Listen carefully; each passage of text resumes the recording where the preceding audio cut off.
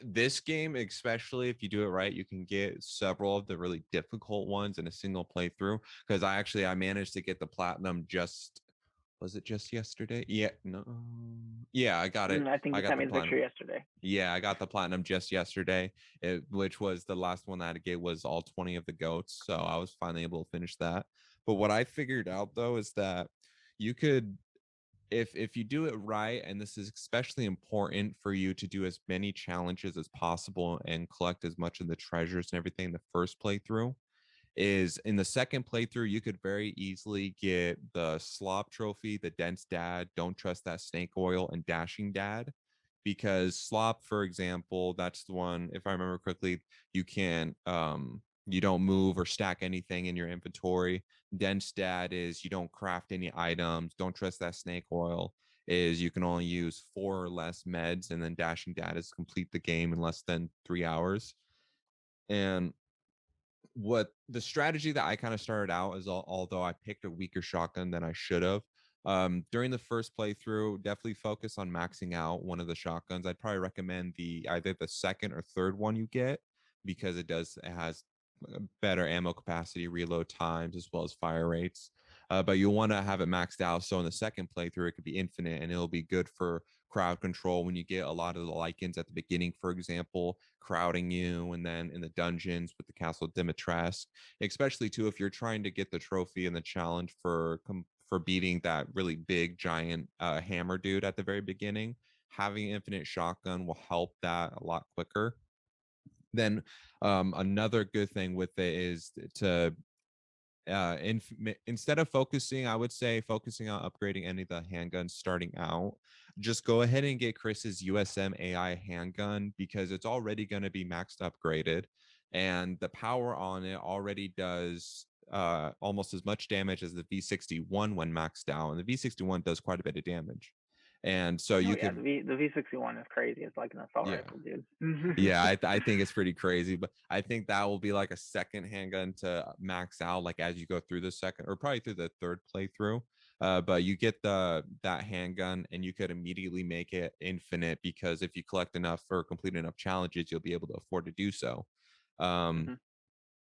Make the grenade launcher infinite as well, because if you don't want to have to craft or move anything, worry about collecting stuff and it filling up your inventory and forcing you to move stuff, if you have the grenade launcher infinite, it'll allow you to be able to clear through a lot of the areas that requires like pipe bombs and mines and stuff like that. Because if you I came across situation on my playthrough when I was trying to get that, where it was at the Moreau at the in the water area, and his Hmm. like green gunk stuff had filled up and blocked off the area of that ship that you pulled up from the water.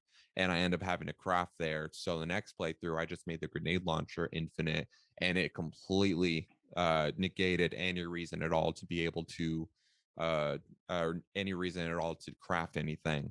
But and then, as I said, it's important that you complete as many challenges as early as possible in the first playthrough, so that way you can make sure you get the 3 infinite weapons, because that'll save you a lot of effort.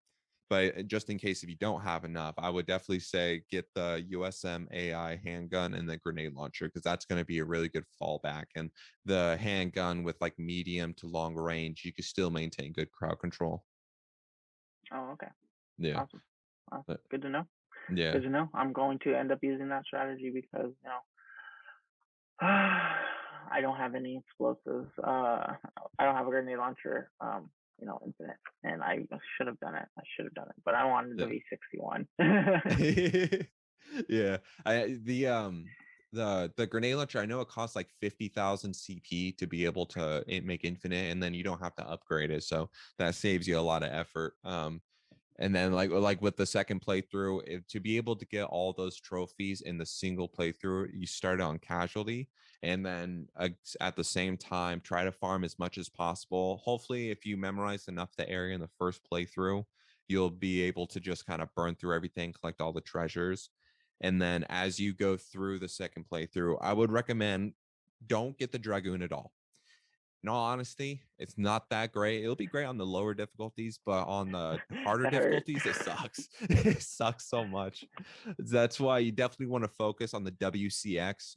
on this throughout the entire second playthrough, focus on making that infinite because it gets expensive, like to where it's 100,000 per just an upgrade slot. But you Oh upgrade, man. yeah, it gets pretty expensive. But the max ammo clip is 80 rounds versus the Dragoon, who has 30 rounds. And then the WCX, it is also stronger. And a lot of times, too, I had to rely on the WCX more than the Magnum because the Magnum, like, it did damage, but the fire rate, I couldn't keep up because the Lycans and the flying things, they dash back and forth. Magnum couldn't keep up with this. So with the WCX, I just spammed R2 and just let it rip, and it just mowed through everyone, even on the hardest difficulty. Okay, okay. Good to know. Good to know. Yeah, no, I would made the mistake and I got the Dragoon then. That's what I did too. I did it too, but then I actually did it on the harder difficulty, and I was like, man, this is not good at all. Because when I played as Chris on the Village of Shadows difficulty, I can't tell you how many fucking times I died because of the fact that I had to reload. It sucked. It sucked so bad. Yeah, And then the that pistol can that only that do Chris so much. section is pretty intense. I remember the Yeah. first time I went through that Chris section. It was pretty good.